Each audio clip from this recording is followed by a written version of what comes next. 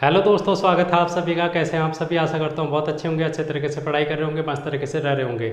तो डे 3 में आप लोगों का स्वागत है उत्तराखंड फॉरेस्ट्री गार्ड की क्रैश कोर्स के। तो आज के क्लास में हम बात करेंगे दोस्तों भूगोल की।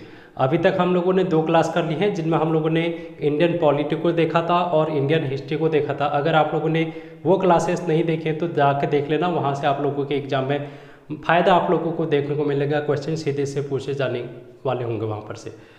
तो आज की क्लास में हम भूगोल के महत्वपूर्ण टॉपिक को डिस्कस करेंगे। तो चलिए देखते हैं दोस्तों। आप लोगों ने घर पे अपने तरीके से भी कुछ ना कुछ तैयारी करती रहनी है। आप लोगों को रिवीजन भी करना है और खुद से भी बहुत सारी चीज़ें पढ़नी है। जैसे भौगोलिक विस्तार है, भारत का भौगोलिक विस्तार, भारत की नदियाँ, भारत की जनगणना 2011 की जनगणना और नदी घाटी परियोजनाएं आप लोगों से पूछी जाती हैं।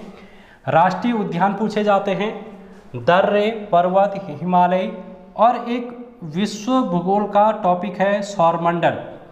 तो यहाँ से भी क्वेश्चन बन जाते हैं और ये सभी टॉपिक इम्पोर्टेंट टॉपिक हैं। किसी न किसी एग्जाम में कहीं ना कहीं पर यहाँ से क्वेश्चन पूछे गए हैं और फॉरेस्ट गार्ड में इन टॉपिक में से आप लोगों को क्वेश्चन डायरेक्टली देखने को मिलेंगे। लेकिन आप लोग इनको तैयारी कहाँ से कर सकते हैं इन टॉपिक की? आप लोग देखेंगे मेरी अंतिम 50 दिनों का महासंग्राम। मैंने वहाँ पर जब पुलिस कांस्टेबल की तैयारी पर करा रहा था, वहाँ पर अंतिम 50 दिनों के महासंग्राम में मैंने भूगोल को पढ़ाया था। आप लोग जब इस प्लेलिस्ट में भूगोल वाले वीडियोस देखेंगे तो उनमें आप लोगों को ये सारे टॉपिक देखने को मिलेंगे। जो भी टॉपिक आप लोगों को नहीं आता है तो सीधे से उसकी वीडियो देख लें, आप लोगों को सारा समझ में आ जाएगा। मानचित्र के माध्यम से, इंडिया के मैप के माध्यम से मैंने आप लोगों को वहाँ पर बताया है, तो वो क्लास आप लोगों के लिए इम्पोर्टेंट रहने वाली है। क्रैश कोर्स में हम उन टॉपिक को पढ़ते हैं जो आपके एग्जाम के लिए बेहद इम्पोर्टेंट है और जिनके आने की संभावना बनती है, और कुछ ऐसे क्वेश्चन हम देखते हैं जो कि प्रीवियस ईयर में आए हैं। क्योंकि क्रैश कोर्स में भूगोल को कंप्लीट कराना ये संभव नहीं है दोस्तों। जैसे कि आप लोगों को पता है कि हम जो क्रैश कोर्स है उसमें भूगोल की 4 क्लास दूंगा मैं, क्योंकि 28 दिन ही बचे हैं। तो ये 4 क्लास में पूरा भूगोल समाप्त करना आसान बात नहीं है। इसलिए क्रैश कोर्स में हम इम्पोर्टेंट टॉपिक पढ़ेंगे और वो टॉपिक पढ़ेंगे जो कि आ सकते हैं या फिर जो प्रीवियस ईयर में कभी ना कभी पूछे गए हैं। अगर आपको विस्तार पूर्वक पढ़ना है, ज़्यादा डिटेल में पढ़ना है, तो आप अंतिम 50 दिनों के महासंग्राम में इन टॉपिक को डिटेल में पढ़ सकते हैं। आपके एग्जाम के लिए फायदेमंद रहेगा। तो चलिए वीडियो को शुरू करते हैं और आज का जो हमारा टॉपिक है भूगोल का, उसको हम शुरू करते हैं। ठीक है, तो ये क्लास आप लोगों के लिए बेहद इंपॉर्टेंट रहने वाली है। आप लोग इसको ज़्यादा से ज़्यादा लोगों तक शेयर करने की कोशिश करना, जिससे कि और भी लोग इससे जुड़ सकें। ठीक है, तो पहला हेडिंग आप लोग लिख लेना यार आज का, प्रायद्वीपीय भारत की। ये क्वेश्चन आप लोगों का प्रीवियस ईयर में कभी पूछा गया है, यूकेपीएससी 2016 के प्री में पूछा गया था। तो ये क्वेश्चन आपके एग्जाम के लिए इंपॉर्टेंट रहेगा। जैसे कि आपको पता होगा कि यूकेपीएससी जो है प्रीवियस ईयर क्वेश्चन ज़्यादातर पूछने लगा है आजकल। तो प्रायद्वीपीय भारत की सबसे लंबी नदी, ये आप लोगों से पूछा जा सकता है। और नदी वाला चैप्टर तो मैंने पूरा बता रखा आप लोगों को 1 घंटे की क्लास में, अंतिम 50 दिनों के महासंग्राम में, वहाँ से आप लोग देखेंगे। तो प्रायद्वीपीय भारत की अगर हम बात करेंगे, या फिर इसको हम दक्षिण भारत का भी अगर कहीं पर आ जाएगा, तब भी आप लोगों का आंसर यही होना चाहिए। इसका आंसर होगा दोस्तों गोदावरी। गोदावरी की लंबाई 1465 किलोमीटर की है। ये बात आप लोगों को ध्यान में रखनी है। ठीक है, अब इसको अन्य नाम से किस नाम से जाना जाता है? इस गोदावरी को, इसको हम जानते हैं वृद्ध गंगा के नाम से या फिर बूढ़ी गंगा। ठीक है, बूढ़ी गंगा पूछा जाता है बहुत बार। वृद्ध गंगा या बूढ़ी गंगा नाम से किस नदी को जाना जाता है? तो गोदावरी, जो कि दक्षिण भारत यानी कि प्रायद्वीपीय भारत की सबसे लंबी नदी है। अब यहाँ पर अगर हम बात करेंगे, जैसे ये हमारा इंडिया का दक्षिण भारत वाला है, ये दक्षिण भारत का हमारा मैप है, जैसे कि आप लोगों को दिख रहा होगा। तो जो ये गोदावरी नदी है, गोदावरी नदी यहाँ पर महाराष्ट्र है। महाराष्ट्र में नासिक के पास त्रयंबक है। त्रयंबक आप लोग लिख लेना। यहाँ से इस तरीके से निकलते हुए ये कहाँ पर चली जाती है? यहाँ बंगाल की खाड़ी में ये अपना मुहाना बनाती है। ठीक है दोस्तों, ये बात आप लोगों को ध्यान में रखनी है। गोदावरी नदी महाराष्ट्र के नासिक के त्रयंबक के पास से निकलकर बंगाल की खाड़ी में अपना मुहाना बनाती है, जो कि दक्षिण भारत की सबसे लंबी नदी है। वृद्ध गंगा के नाम से इसको जाना जाता है। सेकेंड लंबी नदी अगर आप लोगों से पूछ लिया जाएगा तो आप लिखेंगे दोस्तों कृष्णा नदी। ठीक है, तो कृष्णा नदी का नाम आप लोगों ने ध्यान में रखना है, जो कि दूसरी सबसे बड़ी नदी है। अब एक क्वेश्चन और पूछ लिया जाता है यहीं पर दक्षिण भारत की नदियों से। दक्षिण भारत की गंगा किसे कहा जाता है? तो दक्षिण भारत की गंगा की अगर हम बात करेंगे तो ये कावेरी नदी को कहा जाता है दोस्तों। किसको कहा जाता है? कावेरी नदी को। कावेरी नदी कर्नाटक में यहाँ पर से बहती है, यहाँ कर्नाटक है। ठीक है, कर्नाटक में इस प्रकार से बहते हुए ये कहाँ पहुँच जाती है? बंगाल की खाड़ी में अपना मुहाना बनाती है। तो आप लोगों से ये भी पूछा जाता है कि ये कावेरी नदी कहाँ पर अपना मुहाना बनाती है? तो बंगाल की खाड़ी में। गोदावरी नदी बंगाल की खाड़ी में, कृष्णा नदी बंगाल की खाड़ी में, यहाँ से इस प्रकार से ये कृष्णा नदी आती है। और ये कावेरी नदी से और क्या प्रश्न बन जाते हैं? तो ये कर्नाटक आप लोगों ने ध्यान में रखना है सबसे पहले, कर्नाटक। और कर्नाटक पे कौन सी पहाड़ी है? ब्रह्मगिरी की पहाड़ी। ठीक है, यहाँ से ये निकलती है। अब ये जो दक्षिण भारत की गंगा कावेरी नदी है, इसको दक्षिण भारत में धान का कटोरा भी कहा जाता है। दक्षिण भारत का धान का कटोरा क्यों कहा जाता है? क्योंकि इस नदी के किनारे धान की खेती होती है, इस कारण इसको धान का कटोरा भी कहा जाता है। तो ये बात आप लोगों को ध्यान में रखनी है। अब हम दूसरा टॉपिक चलेंगे दोस्तों, जो कि है सिंचाई से संबंधित। ठीक है, क्योंकि सिंचाई से भी क्वेश्चन बन जाते हैं आपके एग्जाम में, तो इम्पोर्टेंट रहेगा। आप लोग सिंचाई हेडिंग डालेंगे। सिंचाई में देखो यहाँ पर किस प्रकार से प्रश्न पूछे जाते हैं आप लोगों से। तो पहला प्रश्न इस प्रकार से पूछा जाता है, सर्वाधिक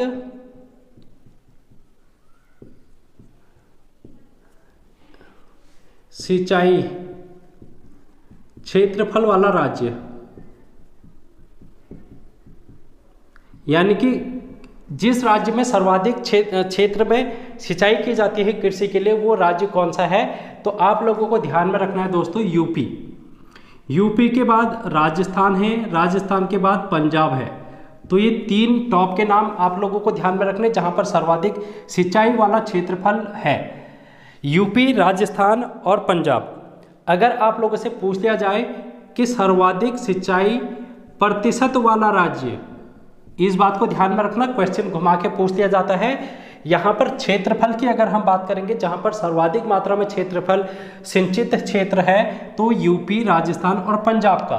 लेकिन सिंचाई में भी सबसे अधिक प्रतिशत की अगर हम बात करेंगे कुल भूभाग के, तो उसका नाम आ जाएगा दोस्तों ये पंजाब है। और ये क्वेश्चन प्रीवियस ईयर में पूछा गया है आपके यूकेपीएससी के प्री एग्जाम में। तो ये इंपॉर्टेंट क्वेश्चन है, ये वाला परसेंटेज वाला पूछा गया था, तो आंसर आप लोगों का पंजाब हो जाता वहाँ पर।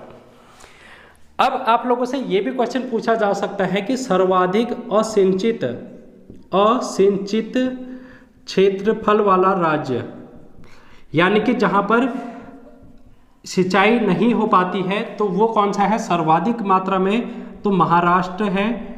महाराष्ट्र में कौन सा वाला क्षेत्र है दोस्तों? विदर्भ वाला क्षेत्र है।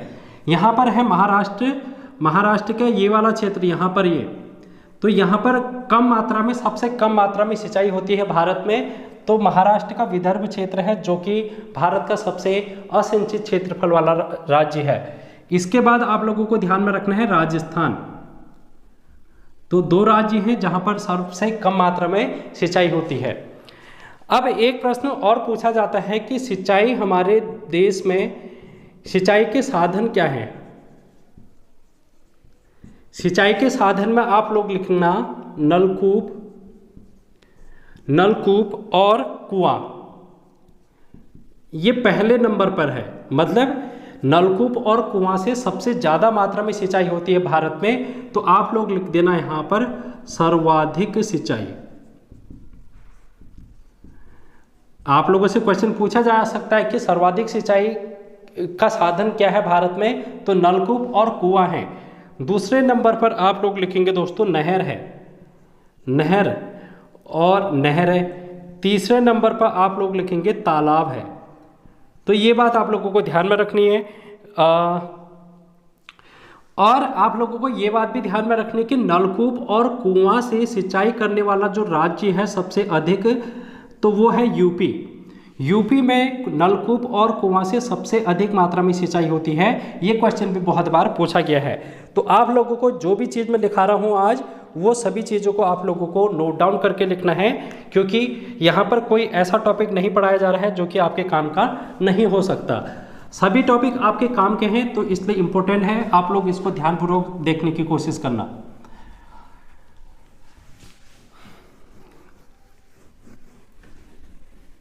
और आप लोग रीजनिंग देख रहे हैं या फिर नहीं? आप रीजनिंग की मैंने क्लास आप लोगों को करा रखी है, लगभग 25 क्लास, जो कि आप लोगों को प्लेलिस्ट में देखने को मिलेगी। आप लोग देख सकते हैं रीजनिंग की क्लास, ठीक है। एग्जाम के लिए इम्पोर्टेंट रहेंगी। पुलिस कांस्टेबल के एग्जाम में, पटवारी लेखपाल के एग्जाम में वहाँ से क्वेश्चन बने थे, तो आने वाले एग्जाम में भी बन सकते हैं। आप लोग ध्यानपूर्वक उसको देखने की कोशिश करना। अब देखो, एक प्रश्न पूछा जाता है दोस्तों, तमिलनाडु का समुद्र तट क्या कहलाता है? ये क्वेश्चन भी पूछा गया है, उत्तराखंड के ही एग्जाम में पूछा गया है, यूपीएससी के द्वारा पूछा गया है कि तमिलनाडु का समुद्र तट क्या कहलाता है। जैसे अभी हम लोगों ने ये देखा, ये हमारा दक्षिण भारत का मैप है, ठीक है। ये क्या है? दक्षिण भारत का मैप है। तो तमिलनाडु कहाँ पर है दोस्तों? तमिलनाडु यहाँ पर है, इस तरीके से ये नीचे तमिलनाडु है। मैं इसको TN नाम से लिख देता हूँ, तमिलनाडु। तो ये समुद्र के किनारे है, यहाँ पर बंगाल की खाड़ी है, ये बंगाल की खाड़ी है, और जो भी समुद्र से लगा हुआ क्षेत्र होता है उसको हम तट बोलते हैं। तो इसलिए यहाँ पर एक तट है जो कि समुद्र के किनारे है तमिलनाडु वाले क्षेत्र में। इस तट को बोला जाता है दोस्तों कोरोमंडल तट। क्या बोला जाता है? कोरोमंडल तट बोला जाता है। आप लोगों को दिख रहा होगा, आई होप। एक बार देख लेता हूँ। हाँ, तो ये ठीक है। आप लोग ध्यान में रखेंगे कि कोरोमंडल तट इसको कहा जाता है, जो कि तमिलनाडु का है। यहाँ पर तो क्वेश्चन पूछा गया था तमिलनाडु का, तो तमिलनाडु का तो आप लोगों ने लिख लिया कि कोरोमंडल है। आप लोगों से उड़ीसा का भी पूछा जाता है बहुत बार। उड़ीसा यहाँ पर है, ये उड़ीसा रहा, और उड़ीसा का जो तट है दोस्तों, इसको बोला जाता है उत्कल तट। क्या बोला जाता है? उत्कल तट बोला जाता है।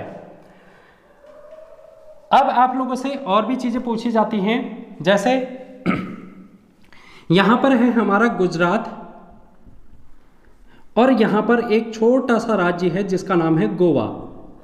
तो गोवा और गुजरात के मध्य में ये जो समुद्र है, क्योंकि यहां पर क्या है? अरब सागर है, ये अरब सागर है दोस्तों, और अरब सागर में ये तट बना रहा है गुजरात और गोवा के मध्य में, ये वाला क्षेत्र। तो इस तट को हम बोलते हैं कोंकण तट।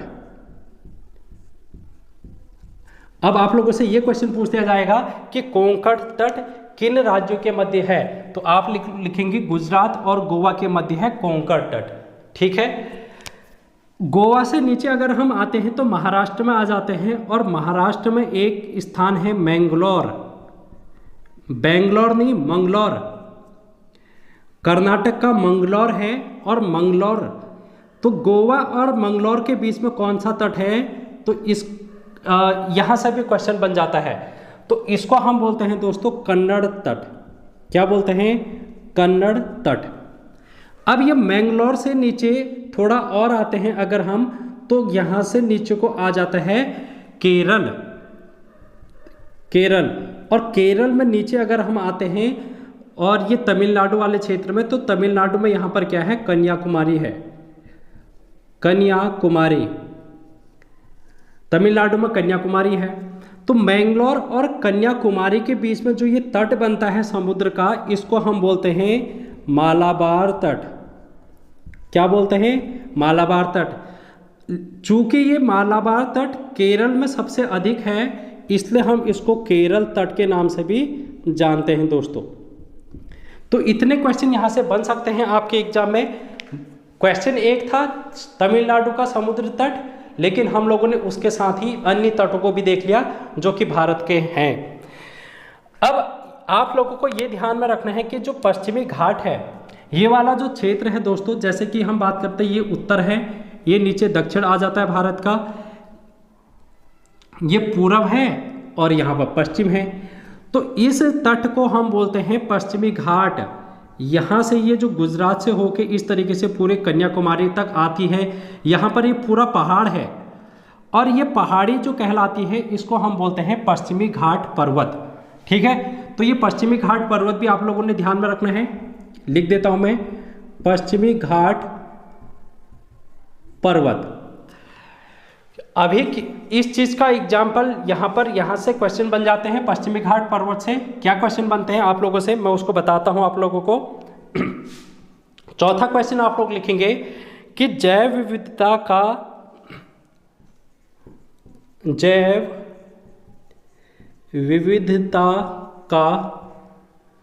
एक संवेदनशील क्षेत्र है। 4 ऑप्शन आप लोगों को दे दिए जाएंगे और पूछ लिया जाएगा कि जैव विविधता का एक संवेदनशील स्थान है या फिर क्षेत्र है। तो कौन सा क्षेत्र या स्थान है जो कि जैव विविधता का स्थान माना जाता है संवेदनशील? ऑप्शन आप लोगों को दे दिया जाएगा पश्चिमी घाट, पूर्वी घाट या फिर उत्कल तट या कोरोमंडल तट। इस तरीके से आप लोगों के 4 ऑप्शन दे दिए जाएंगे। तो आप लोगों को यहाँ पर आंसर करना है कि पश्चिमी घाट।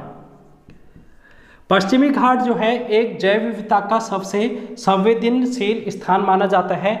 क्यों माना जाता है? क्योंकि यहाँ पर वर्षा अधिक मात्रा में होती है। वर्षा अधिक मात्रा में होती है तो यहाँ पर वन पाए जाते हैं और जहाँ पर वन होंगे तो वो जैव विविधता का क्षेत्र माना जाता है सबसे। अब क्वेश्चन एक और बन जाता है यहाँ पर से, तो 5वां क्वेश्चन भी आप लोग लिखेंगे दोस्तों। और क्वेश्चन क्या है?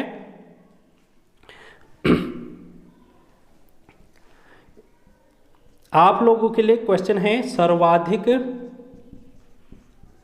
जैव विविधता किस वन में पाई जाती है? किस वन में पाई जाती है? तो क्वेश्चन घुमा के पूछ लिया। देखो, जैव विविधता का संवेदनशील क्षेत्र कौन है? पश्चिमी घाट। अब क्या क्वेश्चन पूछ लिया? जैव विविधता का किस वन में पाई जाती है जैव विविधता सबसे अधिक? तो आप लोग लिखेंगे यहां पर उष्णकटिबंधीय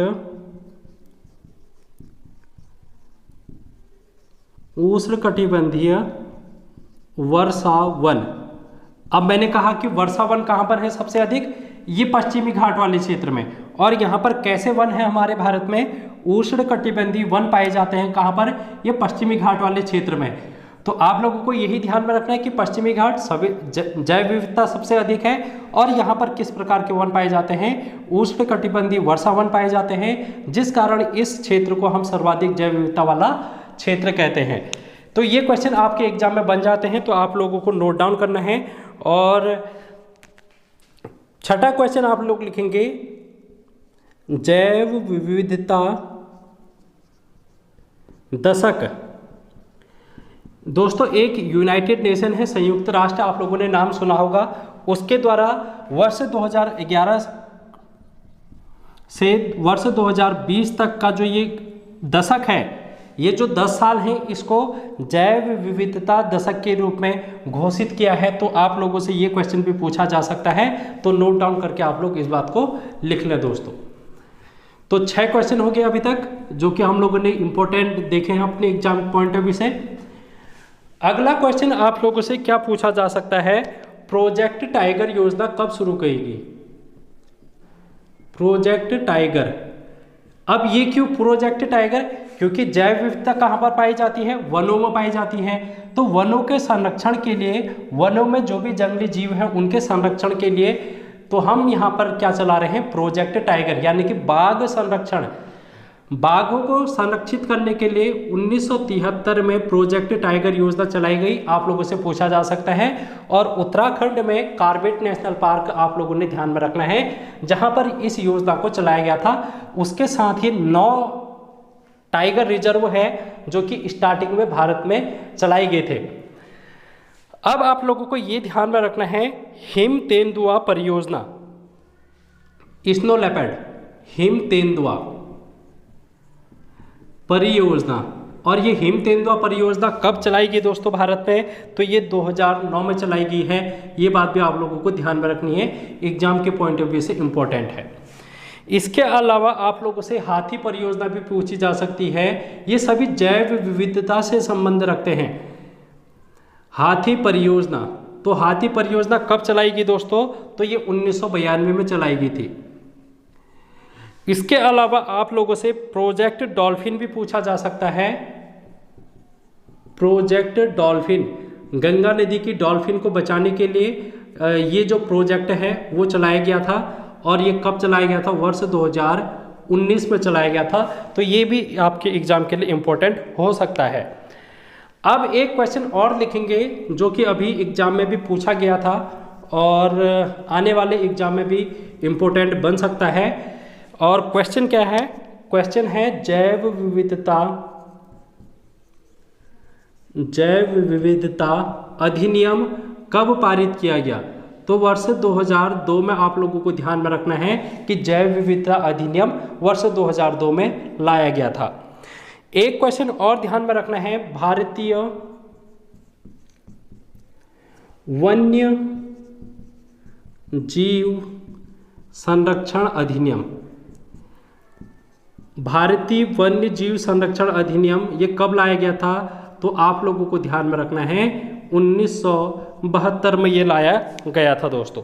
तो इतने क्वेश्चन हैं जो कि यहाँ से पूछे जा सकते हैं, आपके एग्जाम पॉइंट ऑफ व्यू से इम्पोर्टेंट रहेंगे। तो इतना आई होप आप लोगों ने नोट डाउन कर लिया होगा, और ये सभी चीज़ें आप लोगों के एग्जाम के लिए इम्पोर्टेंट है दोस्तों। इसके अलावा आप लोग उत्तराखंड की बिनसर ईयर बुक सीरीज भी देख रहे होंगे आई होप, क्योंकि बिनसर ईयर बुक से उत्तराखंड के क्या पूछे जा रहे हैं, ज़्यादा से ज़्यादा करंट अफेयर के क्वेश्चन पूछे जा रहे हैं। तो इसलिए आप लोगों को बिनसर ईयर बुक सीरीज भी देखनी है। मैंने आप लोगों के लिए लगभग 10 से 12 क्लास अभी तक अपलोड कर दी है बिनसर ईयर की, तो वो सारी क्लास आप लोगों को देखना अनिवार्य है। वहाँ से आपके एग्जाम में डायरेक्टली क्वेश्चन पूछे गए हैं। तो आने वाला जो फॉरेस्ट गार्ड का एग्जाम है वहाँ पर भी बिनसर ईयर से क्वेश्चन पूछे जा सकते हैं, तो इसलिए आप लोगों को ध्यान में रखना है। बढ़ेंगे अब हम थोड़ा और आगे की ओर। एक क्वेश्चन और पूछा गया था, भारत में सर्वाधिक रबर उत्पादक राज्य, आप लोगों से यह क्वेश्चन पूछा गया था कि भारत में सबसे अधिक रबर किस राज्य में उत्पादित किया जाता है, तो आप लोगों को आंसर बताना था। यहाँ पर रबर में केरल है दोस्तों। रबर कहाँ पर पाया जाता है, केरल में, और रबर के पेड़ बहुत लंबे होते हैं। अभी हम लोगों ने देखा यहाँ पर जैव विविधता वाला क्षेत्र था पश्चिमी घाट, तो यहाँ पर वर्षावन पाए जाते हैं, तो रबर के पेड़ बहुत ऊंचे पाए जाते हैं यहाँ पर। तो रबर के लिए केरल है जो कि सबसे अधिक उत्पादक वाला राज्य माना जाता है। अब आप लोगों को इसके साथ ही और चीज़ें भी लिख लेनी है कपास के बारे में। तो कपास के बारे में आप लोग लिखेंगे कि गुजरात में सर्वाधिक मात्रा में ये उत्पादित होता है।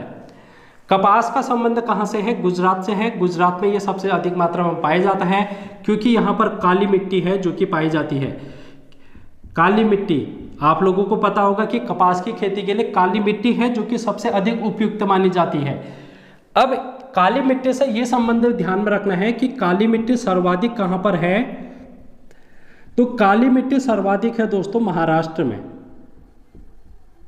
तो ये क्वेश्चन भी बहुत बार बन जाता है कि काली मिट्टी का क्षेत्र सर्वाधिक कहाँ पर है, महाराष्ट्र में है।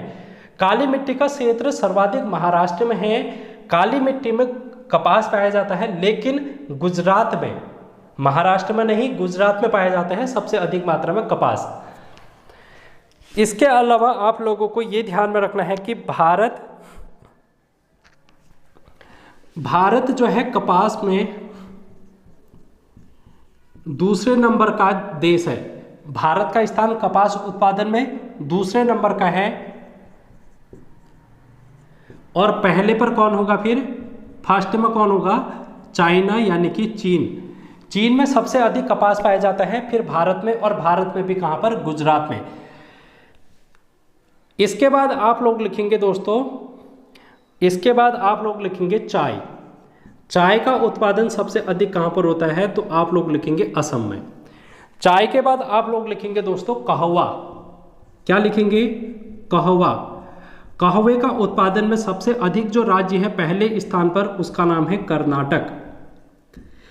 इसके बाद आप लोग लिखेंगे तंबाकू, और तंबाकू का उत्पादन सबसे अधिक होता है आंध्र प्रदेश में।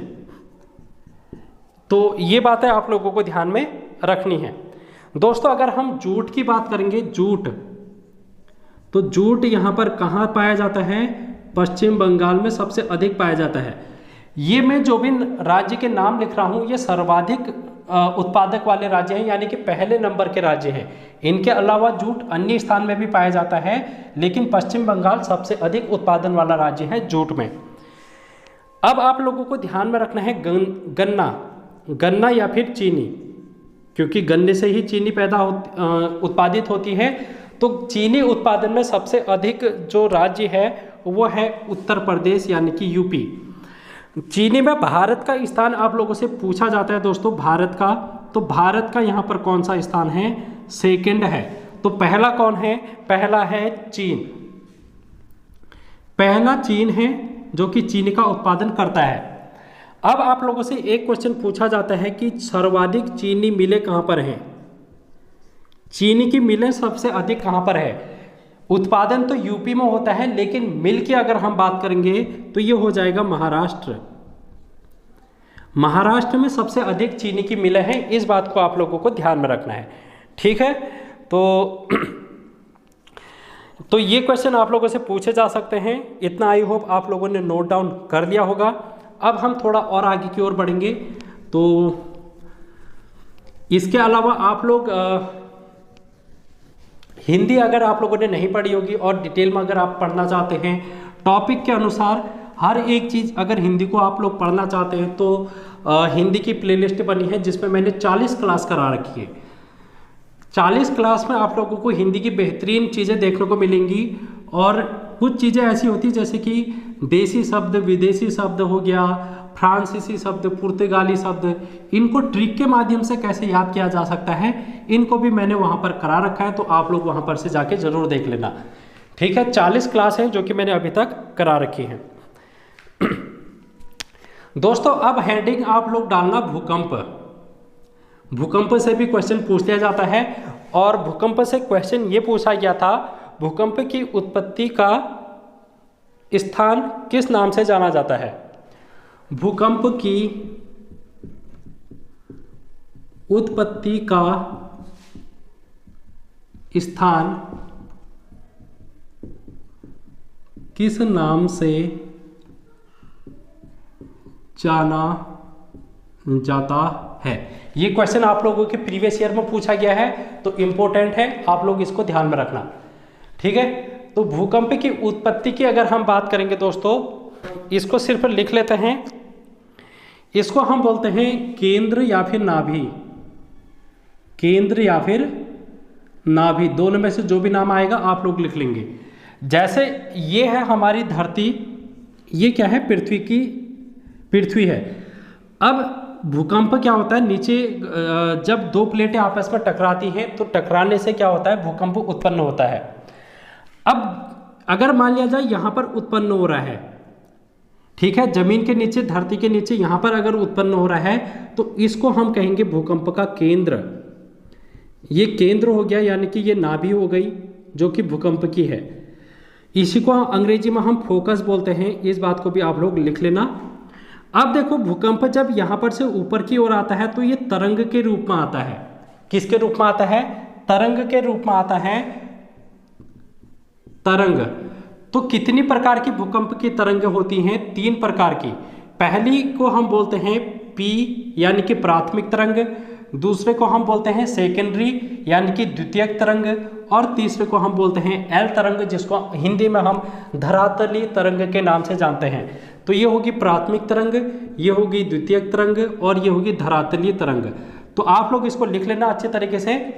अब देखो, जहाँ पर ये पृथ्वी में टकराती हैं, जैसे ये पृथ्वी के ऊपर आई, यहाँ पर पृथ्वी से टकराई, ये धरती पर हमारे जहाँ पर हम खड़े रहते हैं, इस स्थान को दोस्तों क्या कहा जाता है? इस स्थान को कहा जाता है अधिकेंद्र। अधिकेंद्र मतलब एपिसेंटर। अंग्रेजी में आप लोग लिख लेना, इसको एपिसेंटर बोला जाता है। और जब ये यहाँ पर आता है तो इस प्रकार से फिर ये फैलने लगता है, यानी कि इस बिंदु के बाद ये दूर दूर तक पहुँचेगा। जैसे अभी हाल ही में भूकंप आया था नेपाल में, तो उसका अधिकेंद्र यानी कि एपिसेंटर कहाँ पर था? नेपाल में था। तो नेपाल में सबसे अधिक मात्रा में नुकसान पहुंचाया था। उसके बाद उत्तराखंड की तरफ ये आया था, दिल्ली की तरफ ये गया था। तो ये बात भी आप लोगों को ध्यान में रखनी है। तो अधिकेंद्र में जहाँ पर ये टकराएगा वहाँ पर क्या होगा? सर्वाधिक मात्रा में नुकसान होगा। तो आप लोगों को ये क्वेश्चन पूछा जाता है कि सर्वाधिक नुकसान कहाँ पर होता है भूकंप से? तो सर्वाधिक क्षति या फिर नुकसान हमको अधिकेंद्र में देखने को मिलता है। अब ये जो केंद्र है, केंद्र से ऊपर की ओर आती हैं इस प्रकार से तरंगें। तो सबसे पहले पी तरंग आएगी यानी कि प्राथमिक तरंग, उसके बाद सेकेंडरी तरंग और उसके बाद एल तरंग आएगी हमारी धरती पर। तो आप लोगों से पूछा जाता है कि सबसे पहले एपिसेंटर पर कौन सी तरंग पहुंचती है? तो प्राथमिक तरंग, फिर सेकेंडरी तरंग और सबसे अंत में धरातली तरंग पहुंचती है। अब यहाँ से आप लोगों को क्या ध्यान में रखना है? कौन सी तरंग है जो कि सर्वाधिक नुकसान पहुंचाती है? तो सर्वाधिक नुकसान दोस्तों ये जो प्राथमिक तरंग है सबसे पहले आई। जैसे ही पृथ्वी पर ये टकराई तो शुरू में क्या होता है? भूकंप थोड़ा कम तीव्रता का होता है, तो इसलिए इस तरंग से धरती पर कम असर पड़ता है। लेकिन सेकेंडरी वेव आएगी, जब दूसरी तरंग आएगी थोड़ा और ज़्यादा प्रभाव देखने को मिलेगा। लेकिन जब अंतिम वाली वेव आएगी, जब अंतिम वाली तरंग आएगी हमारी धरती पर, तो वो ज़्यादा मात्रा में नुकसान करेगी। तो इसलिए आप लोगों को ये ध्यान में रखना है कि सर्वाधिक नुकसान कौन सी तरंग करती है? तो तीसरी की तरंग करती है, जिसको हम बोलते हैं धरातलीय तरंग। तो ये क्वेश्चन आप लोगों से पूछा जाता है बहुत बार, तो आप लोगों को ये बात ध्यान में रखनी है। और सबसे कम नुकसान की अगर हम बात करेंगे तो प्राथमिक तरंग है जो कि सबसे कम मात्रा में नुकसान पहुंचाती है। तो ये बात भी आप लोगों को ध्यान में रखनी है। एक क्वेश्चन और पूछ लिया जाता है दोस्तों आप लोगों से, सुनामी किसका परिणाम है? क्या क्वेश्चन पूछ दिया? सुनामी किसका परिणाम है? ये क्वेश्चन भी प्रीवियस ईयर में पूछा गया है। तो भूकंप के कारण है जो कि भूकंप के कारण ही है जो कि सुनामी आती है। और सुनामी आप लोगों को कहाँ पर देखने को मिलती है? समुद्र में देखने को मिलती है। तो ये क्वेश्चन भी आप लोगों के एग्जाम के लिए इम्पोर्टेंट है, आप लोग इस बात को नोट डाउन कर लें। और आज की क्लास में इतनी ही हम बात करेंगे। आप लोग अंतिम 50 दिनों का महासंग्राम जरूर देखना, वहाँ से आपके एग्जाम में क्वेश्चन बनेंगे। हर एक टॉपिक को एक एक क्लास में मैंने समझा रखा है, जैसे नदी हो गया, पर्वत, पठार, हिमालय। तो ये क्वेश्चन आप लोगों से बहुत बार पूछे जाते हैं, तो ज़रूर देखना यार, आपके एग्जाम के लिए बेहद इंपॉर्टेंट रहने वाला है। तो मिलते हैं नेक्स्ट क्लास में। तो thank you so much. Video कैसी लगी कमेंट बॉक्स में आप लोग बता सकते हैं।